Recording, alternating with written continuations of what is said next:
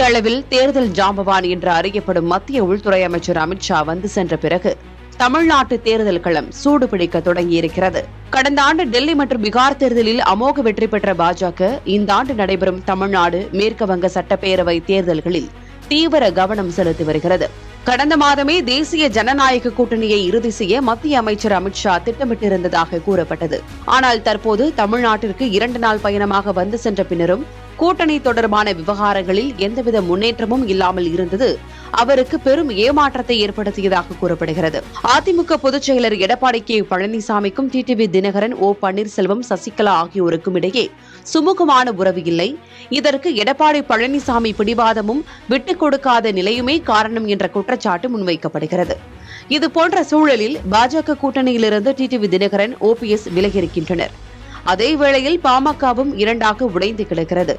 இதனால் அனைவரும் ஒன்றிணைந்து தேசிய ஜனநாயக கூட்டணியை வலுப்படுத்த வேண்டும் என்று வலியுறுத்தி வரும் அமித்ஷா இந்த முறை தமிழ்நாட்டிற்கு வந்தபோது கண்டிப்பான ஒரு செய்தியை தெரிவித்துவிட்டு சென்றதாக கூறப்படுகிறது. பீகார் சட்டசபை தேர்தலில் சிராக் பஸ்வான், ஜித்தன் ராம் மஞ்சி ஆகியோரை கூட்டணியில் சேர்க்க அம்மாநில முதலமைச்சர் நிதிஷ்குமார் விடாப்பிடியாக மறுத்து வந்தார்.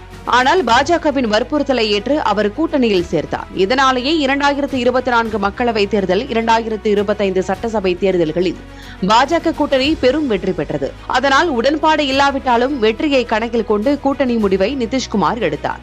அவரைப் போலவே பழனிசாமியும் பிடிவாதத்தை தளர்த்த வேண்டிய நேரம் இது என அதிமுக முன்னாள் அமைச்சர் எஸ் பி வேலுமணியிடம் அமித்ஷா வலியுறுத்தியதாக கூறப்படுகிறது. மேலும் தேர்தல் பணிகளை விரைந்து செய்வதற்கான விஷயங்களையும் எடுத்துக் கூறியதாகவும் தெரிகிறது. இதன் வெளிப்பாடாகவே அமித்ஷா வந்து சென்ற அடுத்த நாள் திமுக அரசு மீது மிகப்பெரிய ஊழல் பட்டியலோடு ஆளுநரை அதிமுக பொதுச் செயலர் எடப்பாடி பழனிசாமி சந்தித்ததாக கூறப்படுகிறது. இன்றைய தினம் பாமக தலைவர் அன்புமணி எடப்பாடி பழனிசாமியின் இல்லத்திற்கு சென்று கூட்டணியை இறுதி செய்திருக்கிறார். ராமதாஸ் தரப்பையும் ஒன்றிணைக்கும் முயற்சியாக அதிமுக சார்பில் அக்கட்சியின் எம்பி சி.வி. சண்முகம் ராமதாஸை சந்திக்க திட்டமிட்டிருப்பதாக கூறப்படுகிறது. அது மட்டுமின்றி உடனடியாக டெல்லி செல்கிறார் எடப்பாடி கே பழனிசாமி. இதன் மூலமாக தமிழ்நாட்டு தேர்தலில் மத்திய அமைச்சர் அமித்ஷா ஆட்டத்தை ஆரம்பித்திருப்பதாகவே பார்க்கப்படுகிறது.